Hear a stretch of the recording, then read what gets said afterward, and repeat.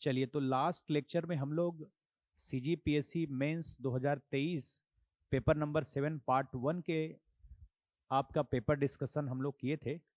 आज के लेक्चर में हम लोग CGPSC mains 2022 paper number 7 part 1 का जो पेपर है उसका एक विस्तार से हम लोग डिस्कशन करेंगे कि उस आपके पेपर में जो प्रश्न पूछे गए थे उसका एक बेहतर आंसर क्या हो सकता है।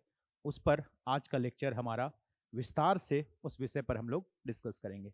तो चलिए, जैसा कि सभी फॉर्मेट में जितने भी प्रश्न पूछे गए हैं, 30 वर्ड, 60 वर्ड, आपका 100 एंड 125, 175, वैसे आपको पता है कि पार्ट 1 और पार्ट 3 से जो 125 मतलब 10 मार्क्स वाले क्वेश्चंस हैं वो केवल और केवल सेकेंड पार्ट से बनता है। पार्ट 1 और 3 से 175 वाले बनते हैं। ठीक, हम लोग लगातार उसी फॉर्मेट में देख रहे हैं। तो चलिए स्टार्ट करते हैं। सबसे पहले आपका 30 वर्ड वाले क्वेश्चंस। तो पहला क्वेश्चन है, अनुसूचित जाति जनजाति अत्याचार निवारण अधिनियम 1989 के अंतर्गत सामाजिक बहिष्कार क्या है?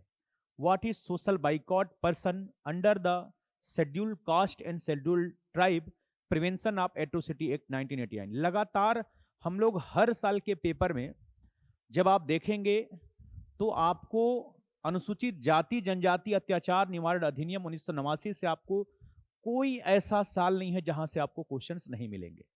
मतलब कुछ ऐसे आपके एक्ट हैं जहां से रेगुलर आपका आप मतलब वहां से क्वेश्चंस पूछे जा रहे हैं। ठीक, तो आपके यहाँ की परिभाषा से लगातार हम लोग देख पा रहे हैं। तो ये जो क्वेश्चंस पूछा है वो सोशल बाइकॉट सामाजिक बहिष्कार पूछा है। ठीक, तो आइए इसका आंसर 30 वर्ड में हम देखते हैं कि क्या इसका आंसर होना चाहिए। ठीक, तो अब हम आंसर जो है वो अभी का जो फॉर्मेट है उसी फॉर्मेट में ही हम लोग आंसर देखेंगे, क्योंकि अब जो है फॉर्मेट इसमें चेंज हो चुका है। ठीक है, अब जैसे कि आपको पता है कि 30 वार्ड वाले में अभी जो आपका लाइनिंग है वह टोटल 5 लाइन में आपको आंसर लिखना है। ठीक, ये इस तरीके के 5 लाइन में हमको आंसर लिखना है। ठीक, तो यहां पर जो क्वेश्चन पूछा गया है वह अनुसूचित जाति जनजाति अत्याचार निवारण अधिनियम के अंतर्गत सामाजिक जो बहिष्कार है, सोशल बाइकॉट है, उसको डिफाइन करने के लिए क्वेश्चन पूछा गया है। ठीक है, तो यहां पर चूंकि अधिनियम का नाम पहले से लिखा गया है तो हम कम से कम यहां पर सोशल बाइकॉट सामाजिक जो बहिष्कार है, ठीक, इतना हम लिख सकते हैं। अब इसके अंतर्गत हमें लिखना है कि इस अधिनियम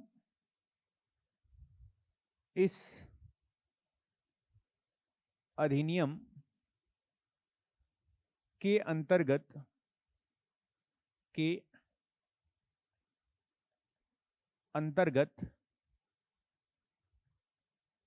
ऐसा व्यक्ति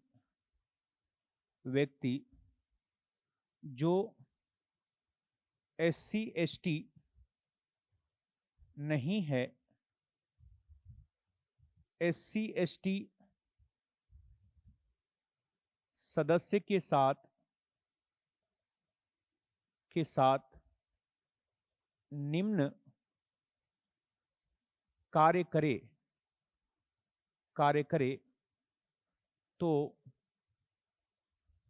सामाजिक बहिष्कार माना जाएगा। पहला है। ठीक, पहला इसके अंतर्गत है कि कोई भी जो सामाजिक सेवा है, ठीक, आपके लेने से अगर मना करता है, और दूसरा है सामाजिक संबंध स्थापित करने से मना करता है, तो क्या कहा जाएगा? सामाजिक बहिष्कार। ठीक है, तो इसके अंतर्गत पहला सेवा लेने से मना करना और दूसरा सामाजिक संबंध स्थापित करने से मना करना या रोकना, ये क्या है आपका सोशल बाइकॉट है। क्लियर है? तो इस तरीके से पहला चीज हमें पता है कि जो एट्रोसिटी एक्ट है, अनुसूचित जाति जनजाति अत्याचार निवारण अधिनियम है, वो जो लागू होता है मुख्य रूप से वो अनुसूचित जाति जनजातियों पर नहीं। अगर एक तरफ सामाजिक बहिष्कार करने वाला या आपका जो आर्थिक बहिष्कार करने वाला व्यक्ति एक तरफ एसटी दूसरी तरफ भी एसटी है तो यह लागू नहीं होगा। मतलब यह जो कानून है जो अनुसूचित जाति जनजाति वर्ग के अलावा कोई दूसरा व्यक्ति जब अनुसूचित जाति जनजाति के साथ अगर कोई भी किसी भी प्रकार का अत्याचार करता है तो यहां पर अधिनियम क्या होता है आपका लागू होता है। क्लियर है? तो इस तरीके से याद रखेंगे। If a person who is not a member of ST SC refuses to do the following things to any ST or SC member, then it will be considered as social boycott. First, refusing to take social service. Then second, preventing from making social relations. Clear? तो 30 word में इतनी बातें इसके अंतर्गत आपको ध्यान रखना है। ठीक, चलिए नेक्स्ट क्वेश्चन में चलते हैं। अब ये हम लोग जब 2024 मेंस का हम लोग जो पेपर डिस्कशन किए उसी आपके पेपर में जो पर्यावरण है, ठीक, उसकी परिभाषा हम लोग वहां पर देखे। ठीक, कि पर्यावरण की परिभाषा जो है वहां भी आपसे पूछा गया है। ठीक, पर्यावरण संरक्षण अधिनियम 1986 के संदर्भ में पर्यावरण को परिभाषित कीजिए। तो हम लोग पहले भी इसकी परिभाषा देख चुके हैं कि इस अधिनियम के अंतर्गत जो पर्यावरण की डेफिनेशन है वो ये है कि मुख्य रूप से जो जल वायु मृदा और उनके अंतर संबंध और मानव जाति से उनका जो संबंध है वही मुख्य रूप से क्या कहलाता है, पर्यावरण कहलाता है। ठीक, तो इस अधिनियम की जो धारा 2A है इसमें पर्यावरण को परिभाषित किया गया जिसके अंतर्गत कहा गया जल वायु और मृदा में अंतर संबंध और मानव जाति से उनके संबंधों को क्या है दर्शाता है तथा किसी भी जीवधारी के चारों ओर उपस्थित समस्त जैविक घटक और उनके जो उनके जीवन को प्रभावित करते हैं वो क्या कहलाता है आपका पर्यावरण कहलाता है। ठीक, तो मुख्य रूप से जो इस अधिनियम में जो परिभाषा है वो इतना ही है कि जल वायु मृदा और उनके जल वायु और मृदा के बीच अंतर संबंध और उनका मानव जाति के बीच जो संबंध है वही मुख्य रूप से क्या है पर्यावरण है। ठीक, और इस अधिनियम की धारा 2A में इसको क्या किया गया है, परिभाषित किया गया। तो पहले भी हम लोग इस परिभाषा के बारे में डिस्कस कर चुके हैं, तो इतनी बातें इसके अंतर्गत आपको ध्यान रखना है। आगे चलते हैं, थर्ड क्वेश्चन, सिविल अधिकार संरक्षण अधिनियम 1955 के 4 प्रमुख उद्देश्यों को बताइए। ठीक है, 4 प्रमुख उद्देश्य। Write four important objective of the protection of civil rights act 1955, civil right protection act 1955। अब जो सिविल राइट प्रोटेक्शन एक्ट 1955 है उसके लाने का आधार ही भारतीय संविधान का आर्टिकल 17 है। जैसा कि आपको पता है कि भारतीय संविधान का जो आर्टिकल 70 अनुच्छेद 17 एबॉलिशन ऑफ अनटचेबिलिटी, अस्पृश्यता का अंत है। तो संविधान के अनुच्छेद 17 में अस्पृश्यता का अंत कर दिया गया। तो अस्पृश्यता का जो अंत अनुच्छेद 17 है उसी को प्रभावी बनाने के लिए या यूं कहें कि भारत में जो अनटचेबिलिटी है, छुआछूत है, उसको समाप्त करने के उद्देश्य से ही मुख्य रूप से क्या किया गया है, सिविल राइट प्रोटेक्शन एक्ट 1955 लाया गया। तो उनका बस इस अधिनियम का मेन आधार है कि भारत देश में जो पुराने समय से जो अनटचेबिलिटी है, छुआछूत है, उसे क्या करना है, आपको समाप्त करना है। तो 4 प्रमुख उद्देश्य पूछा है। तो सबसे पहला अस्पृश्यता को समाप्त करना, तो एंड ऑफ अनटचेबिलिटी या एबॉलिशन ऑफ अनटचेबिलिटी। ठीक, जो अनुच्छेद 17 के अंतर्गत संविधान में इसे किया गया है उसी को प्रभावी बनाने के लिए अस्पृश्यता को समाप्त करना सबसे पहला प्रमुख उद्देश्य है। देन वंचित वर्गों को समाज में सम्मान व समानता का अधिकार दिलाना। ठीक, जो वंचित वर्ग हैं या निम्न जाति के लोग हैं, ठीक, कहीं ना कहीं छुआछूत के कारण से उनका समाज में रहना, ठीक, जिस सम्मान के साथ उनको जीवन जीने का अधिकार है वो नहीं मिलना, तो इस कानून का उद्देश्य है कि वंचित वर्गों को समाज में सम्मान व समानता का अधिकार दिलाया जा सके। क्लियर। देन थर्ड, कि कोई भी आपका लोक मनोरंजन स्थल है, लोक पूजा स्थल है, दुकान है, ये यहां पर जो निम्न जातियों के साथ भेदभाव किया जाता था, ठीक, तो निम्न जातियों के साथ भेदभाव को समाप्त करना, और अगर कोई ऐसा कार्य करता है तो इस अधिनियम के तहत उसको क्या किया जाएगा, दंड दिया जाएगा। मींस कहीं पर अगर किसी को लोक मनोरंजन स्थल में जाने से रोक रहा है, लोक पूजा स्थल में जाने से रोक रहा है, तो ऐसे जगह पर जाने से यदि अगर निम्न जाति के आधार पर, अगर अस्पृश्यता के आधार पर उसको रोका जा रहा है, तो इस अधिनियम के तहत दंड का भी प्रावधान है। क्लियर है। तो एंड ऑफ अनटचेबिलिटी या एबॉलिशन ऑफ अनटचेबिलिटी, पहला, to give the deprived class the right to respect and equality in the society. तो इस तरीके से 4 आपके उद्देश्य पूछे हैं। तो ऐसे प्रश्न जब भी 4 विशेषता पूछे, 4 उद्देश्य पूछे, तो टू द पॉइंट आप उनके उद्देश्यों को आप इसके अंतर्गत लिख सकते हैं। क्लियर है, ठीक। चलिए नेक्स्ट क्वेश्चन में चलते हैं। अभी भी सिंपल क्वेश्चन है कि छत्तीसगढ़ सरकार द्वारा किसानों के लिए चलाई जा रही 4 प्रमुख योजनाओं को लिखिए। तो इस समय जब भी आपको इस प्रकार के क्वेश्चंस आपको यहां से मिल जाएंगे, क्योंकि योजना भी इस आपके जो पेपर नंबर 7 पार्ट 1 है उसके सिलेबस में है। तो यहां से आपको उस समय एट अ टाइम जो भी आपको स्कीम छत्तीसगढ़ की याद आ रही है, उस आपके योजना का नाम इसके अंतर्गत लिख सकते हैं। ठीक, जैसे अभी के वर्तमान अगर अपन देखें तो जैसे कृषि उन्नति योजना है, प्रधानमंत्री फसल बीमा योजना है, प्रधानमंत्री किसान सम्मान निधि योजना है, दीनदयाल उपाध्याय भूमिहीन कृषक मजदूर कल्याण योजना है।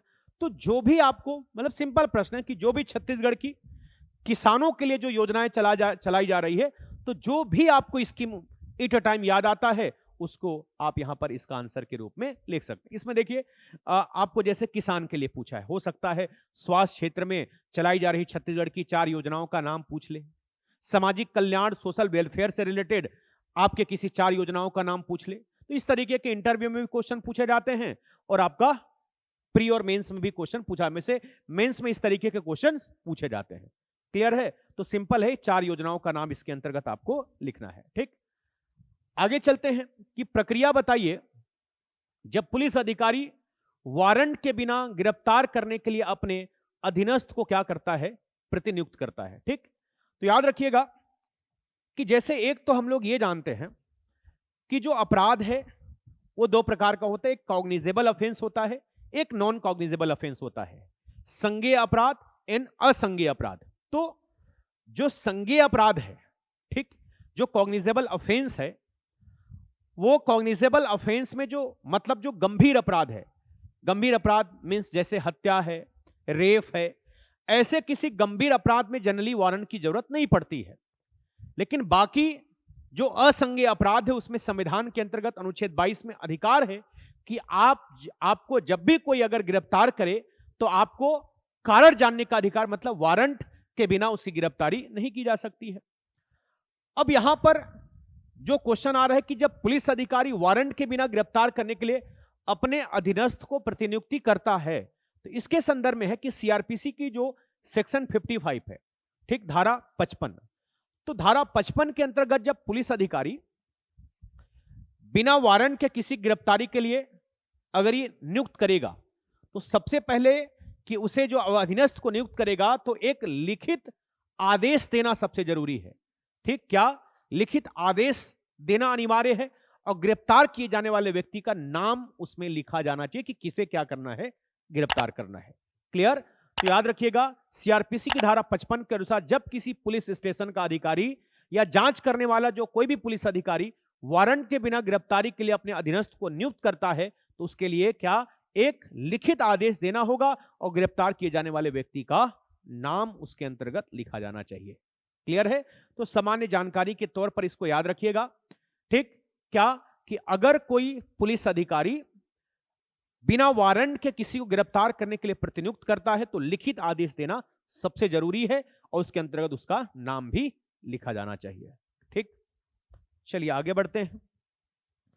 उपभोक्ता संरक्षण अधिनियम 2019 के अंतर्गत व्यक्ति को समझाइए कि इस अधिनियम के अंतर्गत व्यक्ति शब्द का मतलब क्या है? इस व्यक्ति में कहा गया कि कोई भी फर्म, चाहे वह रजिस्टर्ड हो या ना हो, पंजीकृत हो या ना हो, सहकारी सोसाइटी है, ठीक, व्यक्तियों का प्रत्येक संगम, चाहे वह सोसाइटी रजिस्ट्री कर अधिनियम 1860 के अंतर्गत रजिस्टर्ड हो या ना हो, इन सभी को इसके अंतर्गत क्या माना गया है? व्यक्ति माना गया। तो 30 शब्द में इतनी बातें इसके अंतर्गत ध्यान रखेंगे, ठीक है। अगला क्वेश्चन है, किस प्रकार छत्तीसगढ़ में नए जिलों के गठन निवासियों के उत्थान और विकास में क्या है? मददगार है।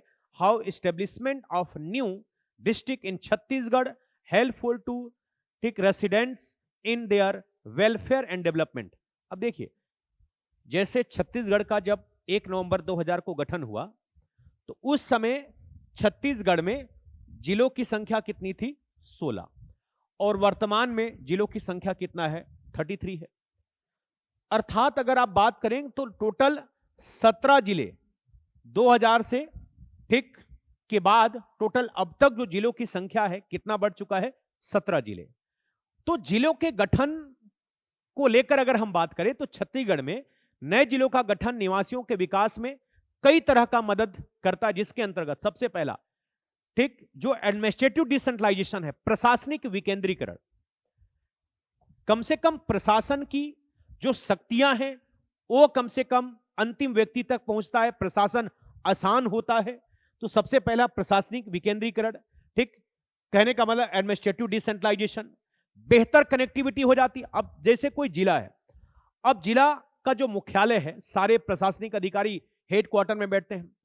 अब मान लो वो जिला 150 किलोमीटर 200 किलोमीटर तक फैला है, कोई अंतिम व्यक्ति को मान लीजिए किसी कलेक्टर से, एसडीएम से, ठीक, या किसी प्रशासनिक अधिकारी से बाय द वे वहां काम है, तो कनेक्टिविटी बहुत दूर होने के कारण से जो है वो आम जनता तक प्रशासन की योजना या बाकी चीजें पहुंच नहीं हो पाती। तो कनेक्टिविटी बेहतर होता है।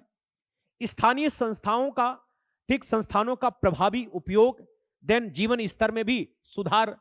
आप देखेंगे जब नए नए जिले जो बन गए हैं तो निश्चित तौर पर वहां के जीवन स्तर में भी सुधार आपको देखने को मिलता है। तो इस तरीके से ये अलग अलग, ठीक है, आपका विकास की जो मदद है वह नए जिलों के गठन के आधार पर आप इसके अंतर्गत देख सकते हैं। क्लियर है? तो ये सारे क्वेश्चंस आपके जो 30 वर्ड वाले हैं, जो कि कुछ कुछ योजना एकाक जो स्कीम्स हैं, जो पुराने स्कीम्स है उसे मैं स्किप किया हूं ताकि क्योंकि योजना का जो टॉपिक है वो अपडेट होता है, करेंट का होता है, ठीक है। तो इस तरीके से चलिए आगे बढ़ते हैं अपन 60 वर्ड वाले में।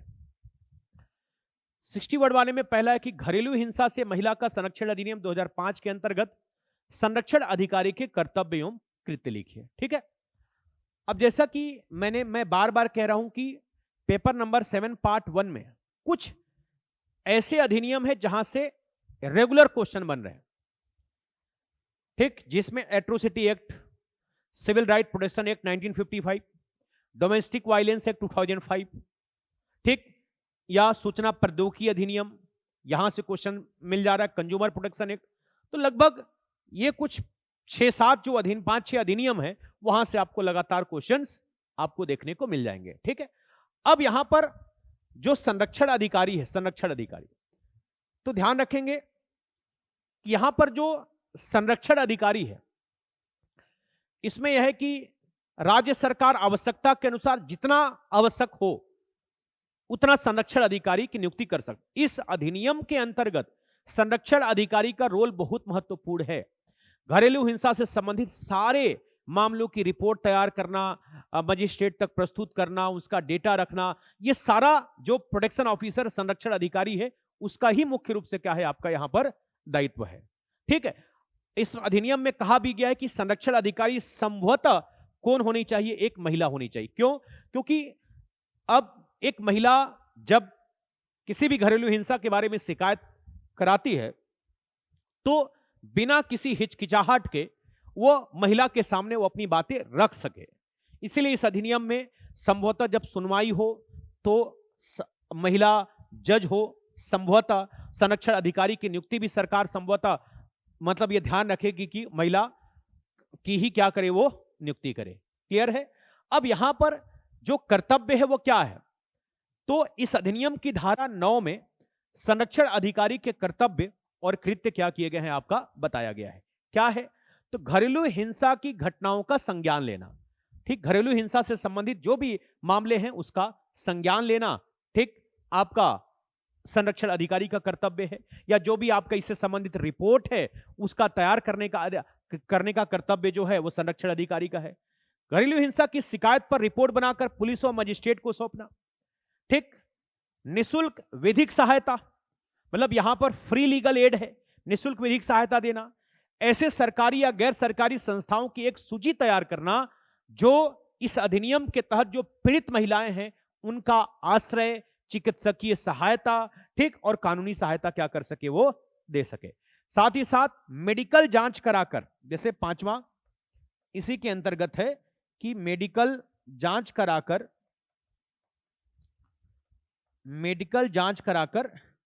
ठीक, रिपोर्ट मजिस्ट्रेट को सौंपना, रिपोर्ट मजिस्ट्रेट को सौंपना। ठीक है, मेडिकल जांच कराकर रिपोर्ट मजिस्ट्रेट को देना या मजिस्ट्रेट को सौंपना। तो इस तरीके से एक तो धारा 9 याद रखिएगा, धारा 9 में संरक्षण अधिकारी के कर्तव्य या कृत्य दिए गए हैं। तो घरेलू हिंसा की घटना का संज्ञान लेना, घरेलू हिंसा की शिकायत पर रिपोर्ट बनाकर पुलिस या मजिस्ट्रेट को देना, निःशुल्क विधिक सहायता प्रदान करना, ऐसी सरकारी या गैर सरकारी जो आपकी संस्था है उसकी सूची तैयार करना, ठीक, जो घरेलू हिंसा से पीड़ित महिलाओं के लिए आश्रय, चिकित्सकीय सहायता, ठीक, इत्यादि उपलब्ध कराते हूं। मेडिकल जांच कराकर इसकी रिपोर्ट जो है वो किसको देना? मजिस्ट्रेट को सौंपना। तो ये आपका इसके अंतर्गत क्वेश्चंस हैं। ठीक, तो इस तरीके section 9 of this act describe the duties and function of the protection officer which are is, ठीक, फॉलो। तो इस तरीके से ये लगभग 4 से 5 पॉइंट में आप इसको ध्यान रखेंगे। क्लियर है? चलिए आगे चलते हैं। अगला है भू राजस्व संहिता 1959 के अंतर्गत बकायादार की किन संपत्तियों की कुर्की एवं बिक्री नहीं की जा सकती। अब ये भी देखिए, अब जो छत्तीसगढ़ का जो एलआरसी अर्थात भू राजस्व संहिता है वो भी बहुत डिटेल और विस्तृत है। इसे भी प्रिडिक्ट नहीं किया जा सकता कि कौन सा प्रश्न, 2-3 जो आपके अधिनियम से क्वेश्चन आए हैं पीछे, आईपीसी हो गया, सीआरपीसी हो गया, छत्तीसगढ़ में एलआरसी हो गया, ठीक, तो इन सारे कानून को अगर आप पढ़ेंगे तो एक एक कानून मतलब आपको एक एक साल में भी अच्छे से आप तैयार नहीं कर सकते, इतना डिटेल है। अब उसमें कहीं से भी उठा के क्वेश्चंस पूछ रहा है तो प्रिडिक्ट नहीं कर सकते। तो इसमें जो बेसिक जो है, जो हमें कम से कम इनके बारे में हमें जानना चाहिए या उस समय जो चर्चा में रहता है वहां से कुछ कुछ क्वेश्चंस पूछ लिया जाता है। अब यहां पर है कि बकायादार की किन संपत्तियों की कुर्की एवं बिक्री नहीं की जा सकती। तो छत्तीसगढ़ भू राजस्व संहिता 1959 के अंतर्गत जैसे सेक्शन 147 में इसके अंतर्गत आपका 147 के अंतर्गत आपका जिक्र किया गया है। तो बकायेदार निम्न संपत्तियों की कुर्की या बिक्री नहीं कर सकती। पहला, सार्वजनिक उपयोग के लिए जो आरक्षित भूमि है, ठीक, मान लीजिए जैसे सड़क है, तालाब के लिए है, ठीक है, या कोई गार्डन के लिए है, तो ऐसा कोई भी मतलब सार्वजनिक उपयोग करने के लिए जो आरक्षित भूमि है उसका क्या नहीं किया जा सकता है? ऐसी संपत्तियों का कुर्की या बिक्री नहीं की जा सकती। आदिवासी भूमि, आप सभी को पता है कि आदिवासी भूमि जनरली नॉन ट्रांसफरेबल, कहने का मतलब है कि एसटी जमीन एसटी ही खरीद सकता, कोई अदर आपके कास्ट में ये जमीन को आपका खरीदी बिक्री नहीं की जा सकती। तो आदिवासी भूमि, कुछ कृषि भूमि, कुछ मामलों में कृषि भूमि की कुर्की और बिक्री पर भी प्रतिबंध लगाया जा सकता है, खासकर यदि यह किसी व्यक्ति की आजीविका का यदि मुख्य स्रोत है। कोई ऐसा कृषि भूमि है जो उसके लाइवलीहुड आजीविका का मेन सोर्स है, तो ऐसी भूमि पर भी प्रतिबंध लगा सकते हैं।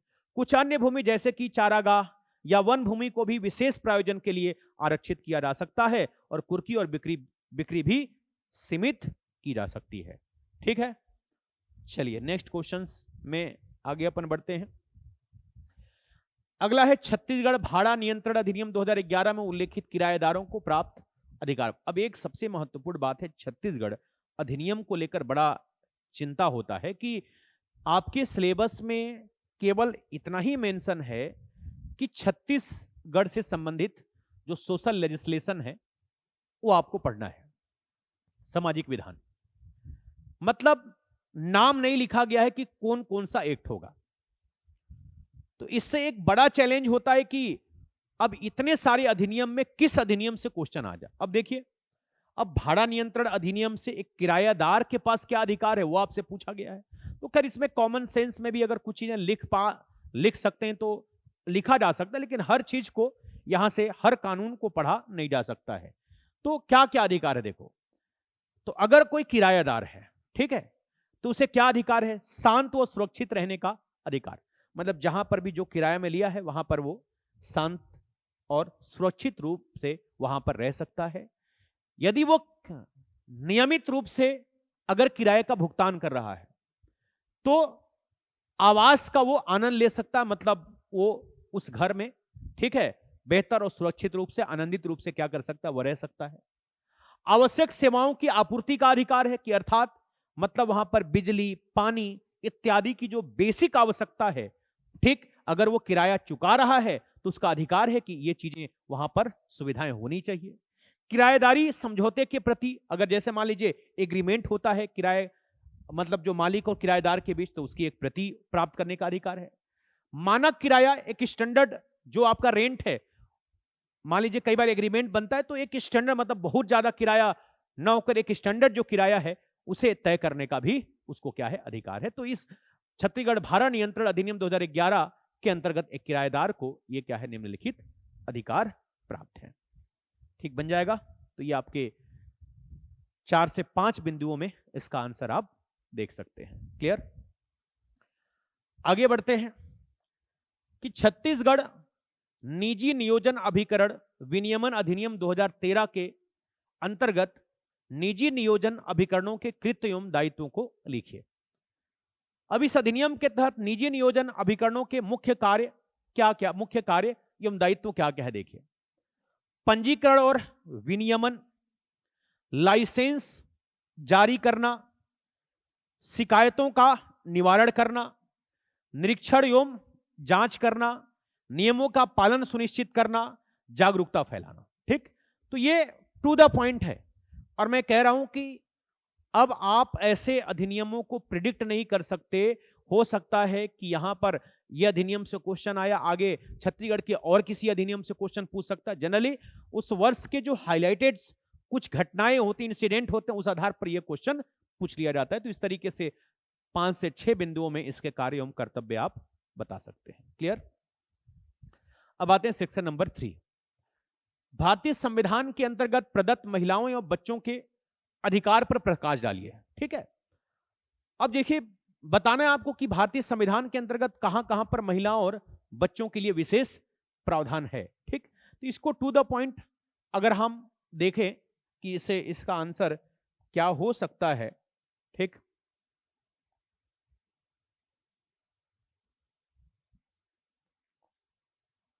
देखिए,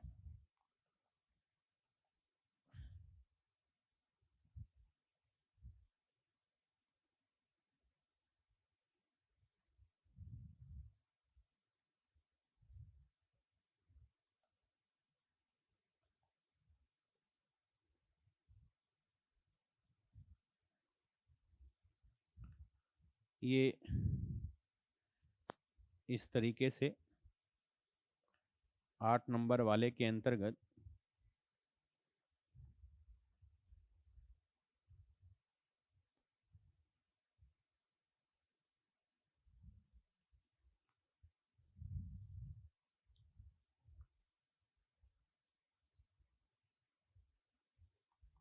चलिए, ठीक, जैसे 1 2 3 4 5 6 7 8 9 10। ठीक, देखिए, अब जैसे भारतीय संविधान के अंतर्गत आप जैसे अगर बताना चाहें तो आप यहीं से स्टार्ट कर सकते हैं कि भारतीय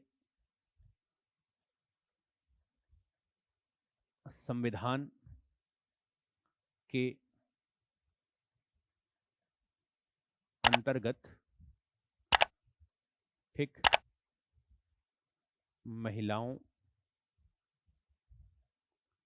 एवं बच्चों के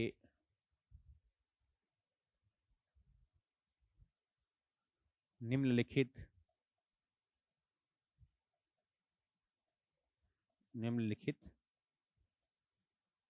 अधिकार हैं। ठीक है, अब जैसे आप चाहें तो फंडामेंटल राइट्स, फंडामेंटल ड्यूटीज या अलग अलग में भी बांट सकते हैं, लेकिन डायरेक्ट अपन लिखना चालू करें तो जैसे आर्टिकल में, आर्टिकल 50 15(1) ले लीजिए। ठीक, टू द पॉइंट मैं केवल इसमें डिस्कस करूंगा। 15(3) ले लीजिए आप। तीसरा आप आर्टिकल 16 सेकेंड ले लियो। ठीक है, then article 39A, article 39D, article 39E, article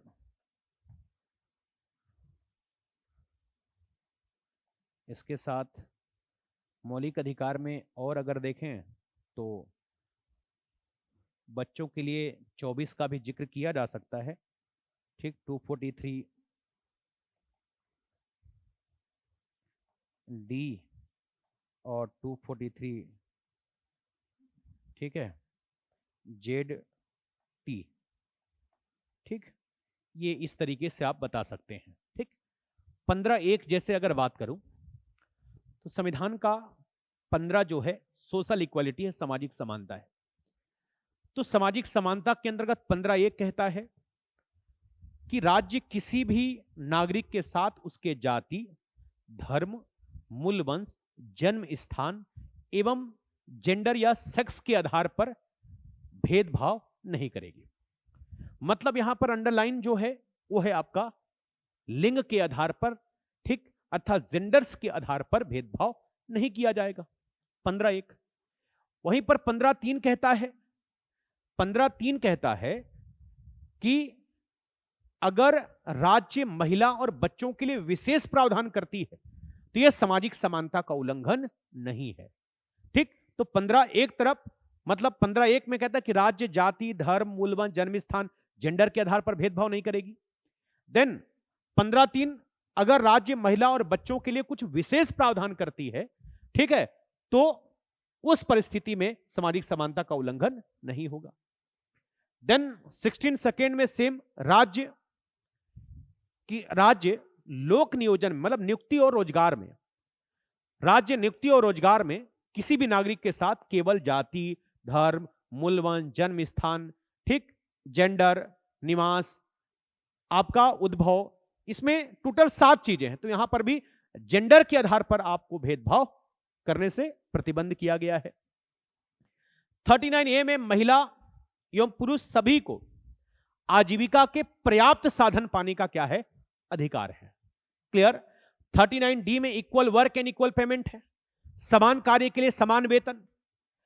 39E के अंतर्गत कि मुख्य रूप से अगर देखें तो एक तो बच्चों के लिए भी प्रावधान है कि बच्चों की सुकुमार अवस्था का संरक्षण किया जाएगा। बच्चों के मतलब जो बालक हैं, बच्चे हैं, उनके सुकुमार अवस्था का ध्यान रखना, उनके स्वास्थ्य और जीवन में सुधार लाना, ये राज्य का कर्तव्य डीपीएसपी के अंतर्गत दिया गया है।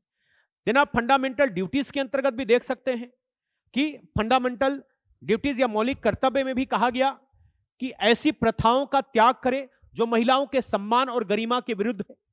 यह भी हम लोग पेपर में पिछले डिस्कस किए हैं।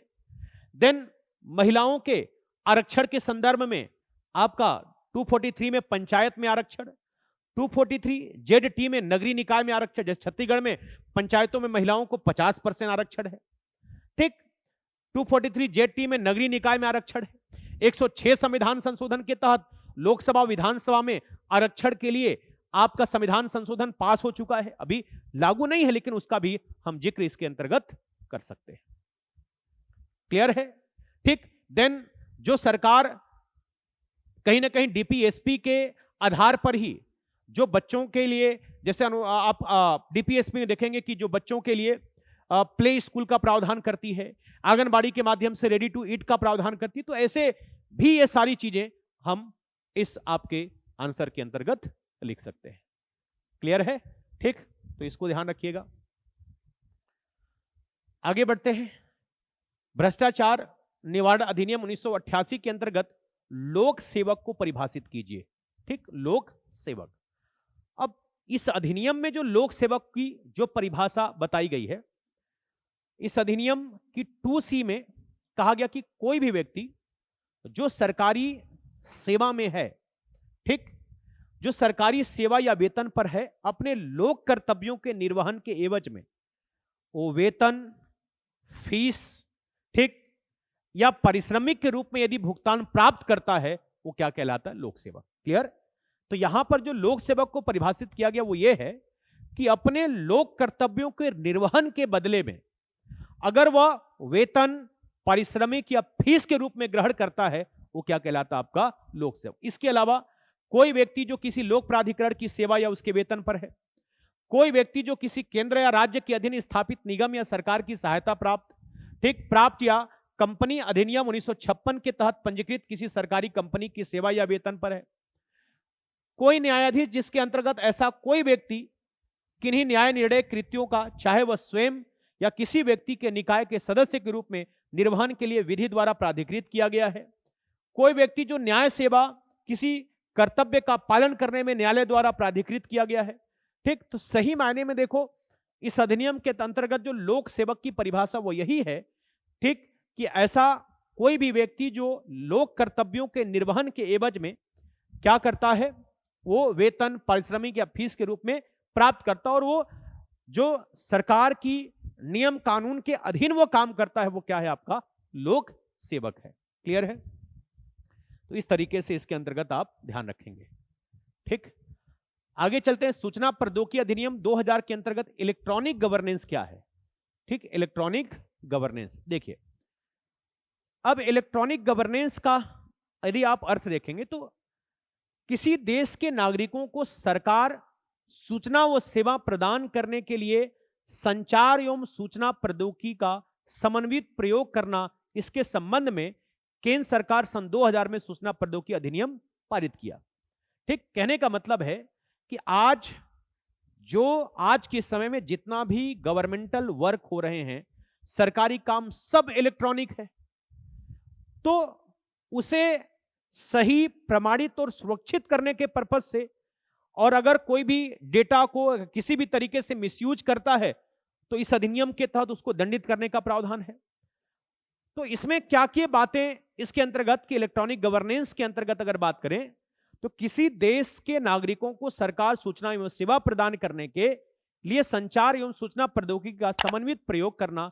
ठीक, इसी के संदर्भ में केंद्र सरकार ने 2000 में सूचना प्रौद्योगिकी अधिनियम को क्या किया है? पारित, जिसे निम्न प्रावधान, ठीक है, प्रावधानों में इसे लिखा जा सकता। पहला, जैसे इलेक्ट्रॉनिक रिकॉर्ड की कानूनी मान्यता, धारा 4 इस अधिनियम के धारा 4 में इलेक्ट्रॉनिक रिकॉर्ड की कानूनी मान्यता है। यदि सूचना इलेक्ट्रॉनिक रूप में उपलब्ध कराई जाती है तो यह कानूनी रूप से क्या होगी? मान्य होगी। दूसरा, डिजिटल हस्ताक्षर की कानूनी मान्यता धारा 5 में है। किसी जानकारी या दस्तावेज को यदि सर्टिफाइड करना है, प्रमाणित करना है, करने के लिए डिजिटल हस्ताक्षर को कानूनी मान्यता दी गई है। वहीं पर सरकार व उसकी एजेंसियों में इलेक्ट्रॉनिक रिकॉर्ड और डिजिटल हस्ताक्षर का उपयोग धारा 6 के अंतर्गत, किसी आवेदन या दस्तावेज या लाइसेंस या परमिट या इलेक्ट्रॉनिक रूप से धन के हस्तांतरण को इलेक्ट्रॉनिक रूप से क्या किया जाता है? कानूनी तौर पर वैध या मान्यता दी जाती है। तो ये सब जो भी इलेक्ट्रॉनिक्स, जो भी आपका रिकॉर्ड्स हैं, उसी को कानूनी मान्यता या किस तरीके से वो आपका कार्य कर रहा है, ठीक, और गवर्नेंस में उसके क्या रोल हैं, तो उसके अंतर्गत आपको इन महत्वपूर्ण बातों को इसमें आपको बताना है। ठीक है, चलिए आगे चलते हैं। सेक्शन 4 जो आपका 175 वर्ड वाले, इसके अंतर्गत जो क्वेश्चन पूछे गए हैं, तो 15 नंबर वाले में पहले मैं बताया हूं कि आपको पहले दिमाग में एक सिनॉप्सिस होना चाहिए। सिनॉप्सिस पहले हो, तब इसके बाद आप इसका आंसर लिखना चालू करें। ठीक, जैसे यहां पर देखिए क्या क्या क्वेश्चन है। क्वेश्चन है पहला, आयोग का गठन आपसे पूछा है। ठीक, फिर आपसे क्या पूछा है, नियुक्ति पूछा है। ठीक, फिर आपके क्या पूछा है, कार्य पूछा है। फिर आपका क्या पूछा है, शक्ति। मतलब इसे आप टोटल 4 भागों में बांट सकते हैं। तो पहला हमारा जो सिनॉप्सिस है वो यही होना चाहिए कि हमें 4 भागों में तोड़कर इसका क्या करना है, आंसर अपने को लिखना है। ठीक, तो 4 भागों में तोड़कर इसका आंसर आप लिखेंगे।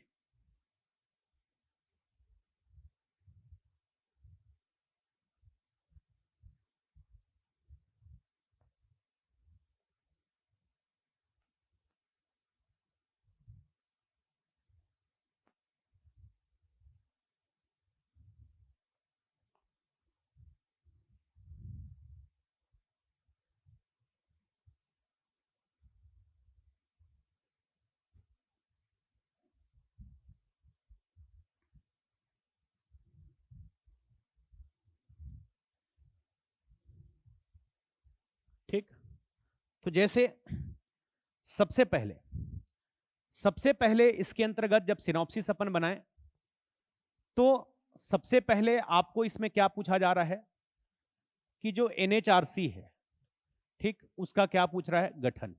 ठीक, सबसे पहले गठन बताएंगे, पहला हो गया ये।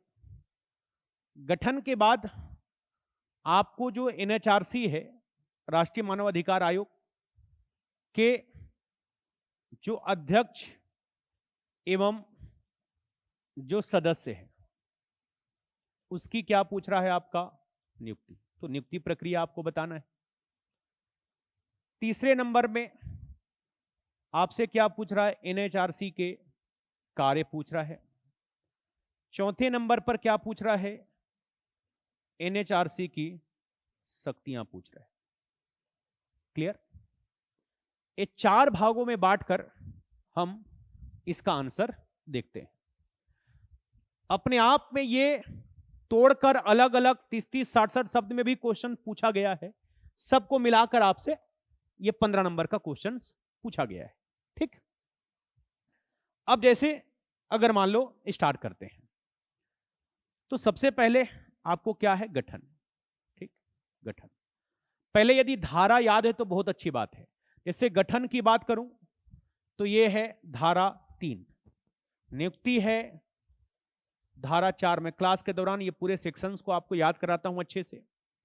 ये कार्य जो है वो क्या है, सेक्शन 12, और शक्तियां 13 और 14, 2, इस तरीके से ये। अब इसमें देखिए गठन सबसे पहला, तो राष्ट्रीय मानव अधिकार आयोग का जो गठन है वो कौन, केंद्र सरकार। एक लाइन बस। ठीक, गठन जो है वह कौन, केंद्र सरकार के द्वारा इसका गठन किया जाता है, पहला। दूसरा दिन अब आएंगे तो इनकी नियुक्ति प्रक्रिया आपको बताना है, नियुक्ति प्रक्रिया। और नियुक्ति प्रक्रिया में क्या, तो इस अधिनियम की धारा 4 के तहत प्रधानमंत्री की अध्यक्षता वाली उच्च स्तरीय चयन समिति के सिफारिश पर राष्ट्रपति के द्वारा अध्यक्ष एवं सदस्यों की नियुक्ति की जाती है, सबसे पहला। ठीक, क्या लिखेंगे कि इसके अंतर्गत कि इस अधिनियम की धारा 4 के तहत प्रधानमंत्री की अध्यक्षता वाली उच्च स्तरीय चयन समिति की सिफारिश पर क्या किया जाता है, आपका उच्च स्तरीय चयन समिति की सिफारिश पर राष्ट्रपति के द्वारा नियुक्ति की जाती है। अब चयन समिति आपको बताना पड़ेगा। ठीक, तो चयन समिति में आप बताइए कि अध्यक्ष प्रधानमंत्री, अध्यक्ष कौन होंगे, प्रधानमंत्री। सदस्य में लोकसभा का अध्यक्ष एवं विपक्ष का नेता, लोकसभा का speaker and opposition leader, Rajya Sabha में उपसभापति, deputy chairman and opposition leader and केंद्रीय गृह मंत्री। ठीक है, इनकी जो चयन समिति सिलेक्शन कमेटी है, इनके ही रिकमेंडेशन पर क्या होता है, ठीक, इनकी क्या की जाती है, आपकी नियुक्ति। यह हो गया। देन आइए कार्य। ठीक, अब एनएचआरसी का कार्य क्या होगा? अब 4 से 5 पॉइंट में आप एनएचआरसी के कार्य लिखेंगे। अब राष्ट्रीय मानव अधिकार आयोग का काम क्या है? मानव अधिकार का संरक्षण करना। ठीक, पहला काम क्या हो गया? मानव अधिकार का संरक्षण करना। ठीक,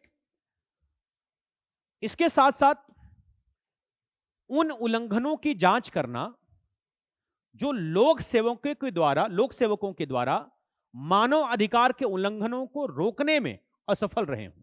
बहुत सारे ऐसे मतलब मामलों की जांच भी करनी होती, जो लोक सेवक का कर्तव्य कि यहां पर जो मानव अधिकार को उल्लंघन है उसको रोकना चाहिए, लेकिन जो लोक सेवक हैं वही फेलियर होते हैं। तो उन उल्लंघनों की जांच करना जहां लोक सेवकों के द्वारा मानव अधिकार की उल्लंघनों को रोकने में क्या रहे हों, वो असफल रहे हों। क्लियर है?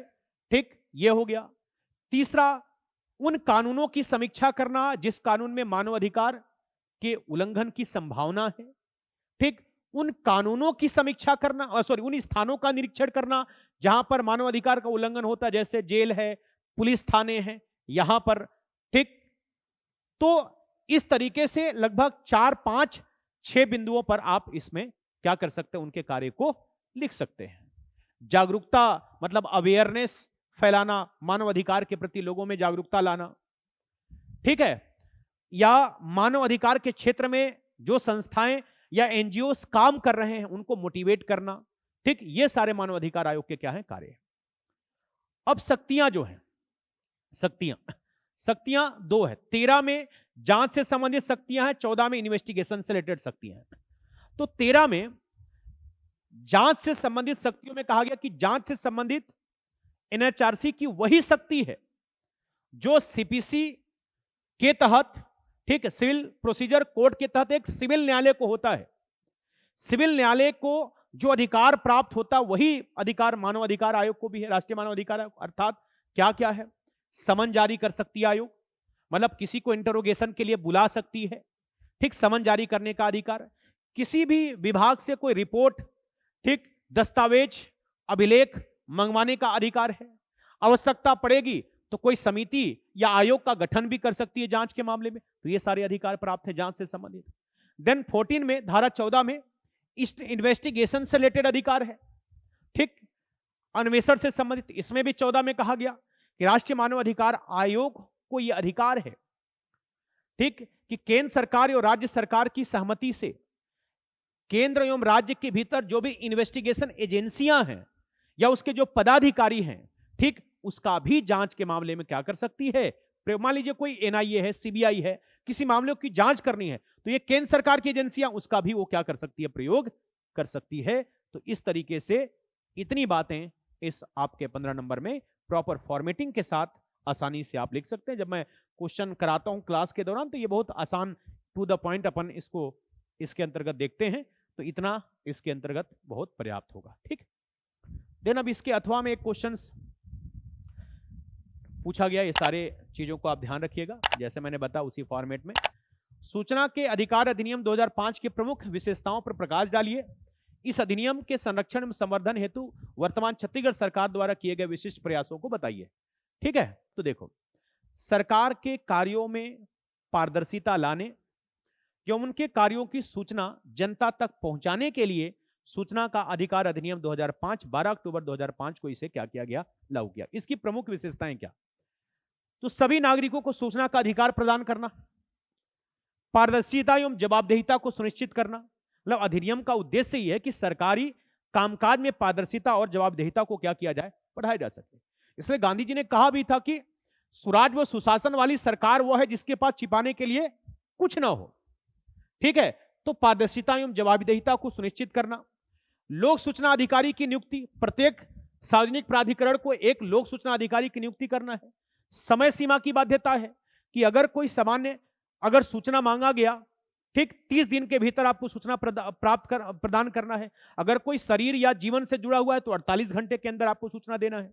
ठीक है, देन अपील है कि आप अगर प्रथम अपीलीय अधिकारी, सबसे पहले आप जब भी सूचना अगर समय पे नहीं मिला तो आप प्रथम अपील कर सकते हैं। देन अंतिम रूप से आयोग के पास आपको अपील करने का अधिकार है। छूट, कुछ इस अधिनियम के अंतर्गत कुछ ऐसे मामले भी हैं जो सूचना को प्रकट नहीं किया जा सकता। वो उसका भी क्वेश्चन 2 बार पूछ चुका है सीजीपीएससी, उस पर भी अपन पीछे डिस्कस कर चुके हैं। अब छत्तीसगढ़ सरकार क्या प्रयास इसके संदर्भ में करी है, तो राज्य सूचना आयोग का गठन छत्तीसगढ़ सरकार के द्वारा किया गया। जन सूचना अधिकारी की नियुक्ति, हर विभाग में जन सूचना अधिकारी की नियुक्ति, लेकिन इसमें कमियां भी है कि बहुत सारे ऐसे विभाग है जहां पर जन सूचना अधिकारी की नियुक्ति मान लीजिए नहीं की गई है। ऑनलाइन आरटीआई पोर्टल है, जागरूकता कार्यक्रम चलाया जा रहा है, शिकायतों का निवारण ठीक किया जा रहा है, वेबसाइट पर जानकारियों को प्रकाशित किया जाता है। इन प्रयासों के माध्यम से छत्तीसगढ़ सरकार सूचना के अधिकार अधिनियम 2005 के प्रभावी क्रियान्वयन को सुनिश्चित करने और नागरिकों को सशक्त बनाने के लिए क्या कर रही है, काम कर रही है। क्लियर है? तो इस तरीके से ये हमारा जो 2000 सबसे पहले 24, 23 और ये 22, ठीक है। तो आने वाले समय में बाकी भी इसी तरीके से जो मेंस में क्वेश्चन पूछे गए हैं उसका एनालिसिस दें, क्योंकि किसी भी परीक्षा के तैयारी में मैं बार बार कहता हूं कि प्रीवियस ईयर का पेपर का बहुत महत्वपूर्ण रोल होता है। उसी के बिहाफ पर आप आगे की रणनीति तय करते हैं कि हमें कहां पर किस आपके टॉपिक पर किस तरीके से हमें फोकस करना चाहिए, कैसा लिखना चाहिए। ठीक है, उम्मीद करता हूं कि ये जो लेक्चर है ठीक निश्चित तौर पर आपके परीक्षाओं की तैयारी में आपका बेहतर और कारगर साबित होगा। ठीक है, थैंक यू।